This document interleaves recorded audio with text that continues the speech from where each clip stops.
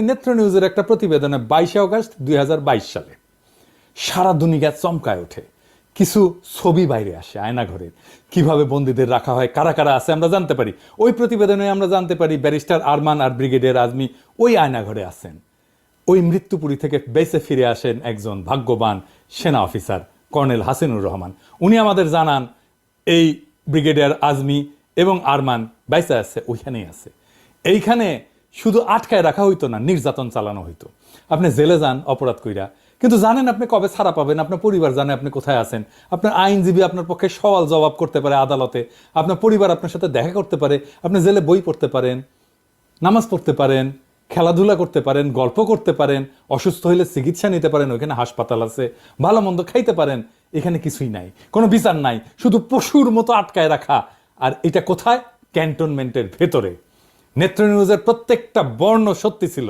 এটা ছিল হাসিনার গোপন বন্দিশালা, যাদের কোনোভাবেই আইনত কারাগারে রাখা যায় না, দণ্ড দেওয়া যায় না, তাদের এই আয়না ঘরে রাখা হইতো। আমরা জানতাম একটা আয়না ঘর আছে, কিন্তু অবিশ্বাস্য হইলেও আমরা জানছি একটা না 700 থেকে 800 এরকম গোপন বন্দিশালা ছিল।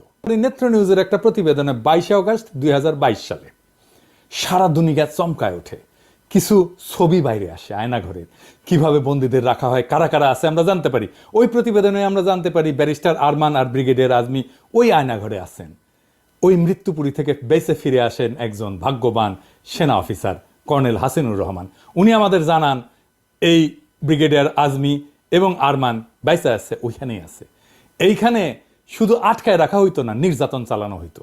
আপনি জেলে যান অপরাধ কইরা, কিন্তু জানেন আপনি কবে ছাড়া পাবেন, আপনার পরিবার জানে আপনি কোথায় আছেন, আপনার আইনজীবী আপনার পক্ষে সওয়াল জবাব করতে পারে আদালতে, আপনার পরিবার আপনার সাথে দেখা করতে পারে, আপনি জেলে বই পড়তে পারেন, নামাজ পড়তে পারেন, খেলাধুলা করতে পারেন, গল্প করতে পারেন, অসুস্থ হইলে চিকিৎসা নিতে পারেন, ওইখানে হাসপাতাল আছে, ভালো মন্দ খাইতে পারেন।